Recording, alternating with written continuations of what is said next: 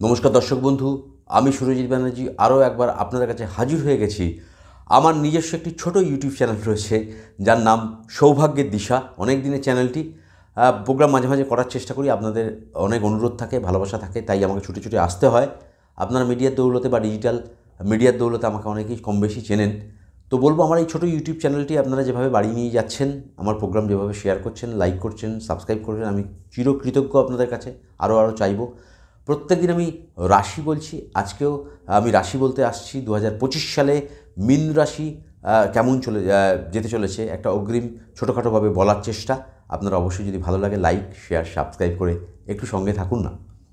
প্রথমেই বলবো যে মীন রাশি রাশিগতভাবে এই মুহূর্তে শনির যে গোচর, শনির তো এই মুহূর্তে শনি বসে আছে কুম্ভ রাশিতে। তো অলরেডি 7.5 চলছে এবং তা মীন রাশিতে শনি ঢুকবে মার্চ মাসেতে। চন্দ্র শনির কম্বিনেশন তৈরি হয়ে যাবে এবং সেখানে রাহুও থাকবে। তাহলে রাহু, শনি এবং চন্দ্রের এই মার্চ থেকে মে মাস পর্যন্ত এই যে কন্ডিশন চন্দ্র সাপেক্ষে, মায়ের শরীরের দিকে অবশ্যই লক্ষ্য রাখতে হবে। নিজের মাইন্ড কিন্তু মারাত্মকভাবে ফ্রিকল মাইন্ড হতে পারে। নিজের শরীর স্বাস্থ্যের জায়গাও কিন্তু খারাপ হওয়ার সম্ভাবনা তৈরি হতে পারে। বিলো দ্য বেল্ট, নিজের নাভির তলদেশের অংশ কিন্তু এফেক্টেড হতে পারে। তো সেই জায়গাটা কিন্তু অবশ্যই মীন রাশি জাতক জাতিকাদের লক্ষ্য রাখা উচিত।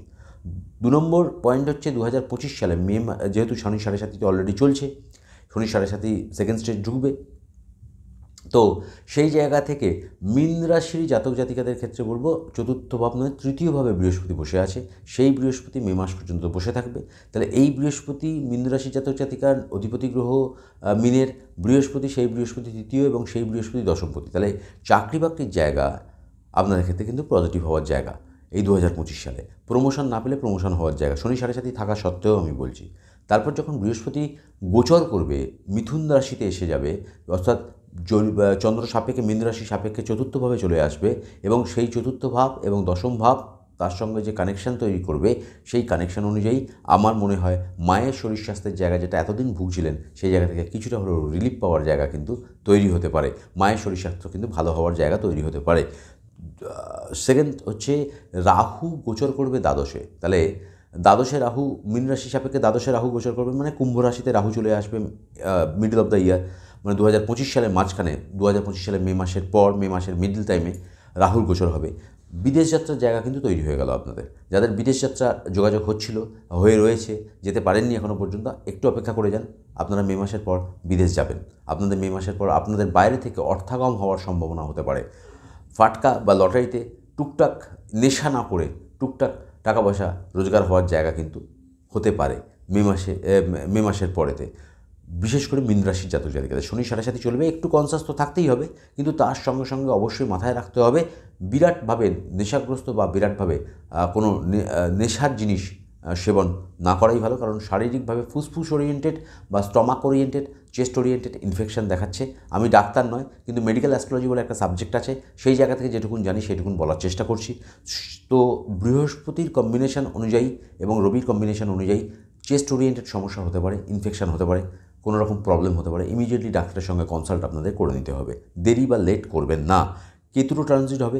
রাহু অলরেডি যখন শনির সঙ্গে কানেকশন করে শনির ঘরে চলে আসবে, মানে কুম্ভ রাশিতে চলে আসবে, কেতুও তখন বেরিয়ে সিংহ রাশিতে চলে যাবে এবং সেই কেতুর কম্বিনেশন অনুযায়ী আপনি মীন রাশি সাপেক্ষে চতুর্থ, পঞ্চম, ষষ্ঠ, সপ্তম ভাব, ওয়াইফের সম্পর্কের জায়গা কিন্তু ডিস্টার্ব হতে পারে।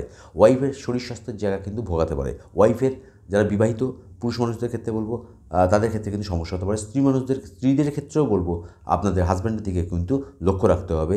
মে মাসের পর থেকে বিলো দ্য বেল্টের সমস্যা, আমি প্রথমেই বললাম, বিলো দ্য বেল্টের সমস্যা হতে পারে।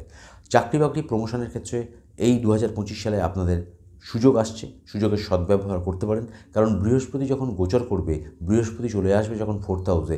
এই মুহূর্তে বৃহস্পতি টোরাসে বসে আছে, সেই ঘরটা তৃতীয় ঘর, এবং বৃহস্পতির এই তৃতীয় ঘরে বসে টোরাসে বসে থেকে যে পজিটিভিটি দেওয়ার কথা, ততখানি কিন্তু পজিটিভিটি আপনার মীন রাশির জাতক জাতিকাদের কিন্তু দেয়নি। কাজ পাচ্ছেন, কাজ হচ্ছে, কিন্তু আশানুরূপ কাজকর্ম কিন্তু হচ্ছে না। আপনারা একটু অপেক্ষা করে যান। বৃহস্পতির ট্রানজিট এবং শনির গোচর, শনির ট্রানজিট আপনাদের জীবনকে অনেকটা পজিটিভিটি দিতে, কিন্তু শরীরই কিন্তু মারাত্মক ভোগাবে। ছোটোখাটো লটারির টিকিট বা মিউচুয়াল ফান্ডে ইনভেস্ট করতে পারেন, বা ফাটকা থেকে পয়সা পাওয়ার জায়গা তৈরি হতে পারে। বিদেশ যাত্রা আছে, এবং আপনারা যারা ব্যবসা করতে চাইছেন, ব্যবসা ওরিয়েন্টেড কোনো কাজের সঙ্গে যুক্ত আছেন, তারা কোনো ডিস্ট্রিবিউটারশিপের ব্যবসা, ফুড রেস্টুরেন্টের ব্যবসা আপনারা করতে পারেন। যাদের রেস্টুরেন্ট চলছিল না, 2025 সালে মে মাসের পর থেকে তাদের রেস্টুরেন্টের ব্যবসা খুব ভালো চলবে। খাবারের ব্যবসা খুব ভালো হতে চলেছে। মিষ্টি ওরিয়েন্টেড যারা ব্যবসা করেন তাদের ক্ষেত্রেও কিন্তু ব্যবসা ভালো হতে চলেছে। যাই হোক, সব রাশিগুলো বলার চেষ্টা করলাম। ভুল ত্রুটি হলে মাফ করবেন। ভালো থাকতে হবে, ভালো রাখতে হবে। 2025 সাল অনেক স্বপ্ন নিয়ে আমরা এগোবো, আর স্বপ্নগুলো সাকার করার চেষ্টা করব। একে অপরের কাঁধে কাঁধ রেখে, নিজেদের রেসপন্সিবিলিটি বজায় রেখে, সামাজিক দায়বদ্ধতা কাঁধে নিয়ে আমরা এগিয়ে যাওয়ার চেষ্টা করব। আসুন সবাই মিলে গড়ে তুলি একটা সুন্দর সমাজ। ভালো থাকুন, ভালো রাখুন। নমস্কার।